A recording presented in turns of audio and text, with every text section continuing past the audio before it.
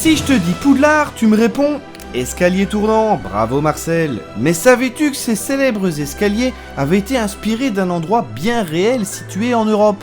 Ah non? Ben installe-toi, je vais t'expliquer. Située à près de 2000 km de notre bonne vieille Bruxelles, la ville de Porto est rapidement devenue l'une des destinations touristiques les plus estimées d'Europe de l'Ouest. C'est au tout début des années 90 que J.K. Rowling s'y installe pour y enseigner l'anglais à mi-temps. Encore bouleversée par le récent décès de sa mère, elle imagine une histoire d'un petit garçon orphelin doté de pouvoirs magiques qui porterait le nom d'Harry Potter. Étrange.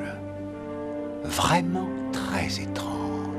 Rowling aimait beaucoup écrire en dehors de chez elle, et c'est au détour de la rue Das Carmelitas, Churros et Pepitos, qu'elle tomba sur la Livraria Lello, comprenez Librairie Lello. Fondée en 1906 par les frères Lello, cette librairie a eu un impact immédiat.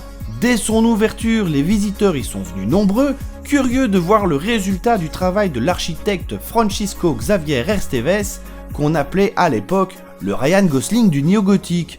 J'aime bien jouer au docteur. Longtemps considérée comme l'une des plus belles librairies du monde, J.K. Rowling tomba amoureuse de ses escaliers. Et oui, et fort de cet amour passionnel avec la rambarde, on t'évitera les images tendancieuses, est né les escaliers de Poudlard. Poudlard a donc une architecture néo-gothique.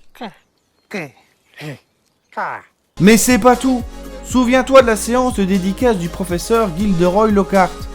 L'intérieur de la librairie Fleury Abbott est ni plus ni moins que l'intérieur de la librairie Lello. C'est donc tout naturellement que cette dernière a été choisie pour le lancement du livre Harry Potter et l'enfant maudit. Mais je t'arrête tout de suite. Accrochez-vous, ça va faire mal. Je t'ai peut-être raconté du flan. Flamby de Chambourcy, avec sa languette pour démouler, c'est plus rigolo. Parce qu'il y a quelques semaines, J.K. Rowling démentit sur Twitter y avoir mis les pieds un jour. Alors, info ou intox, la guerre marketing est déclarée entre les deux parties. Maintenant tu sais tout, allez, je te fais la bise du pied.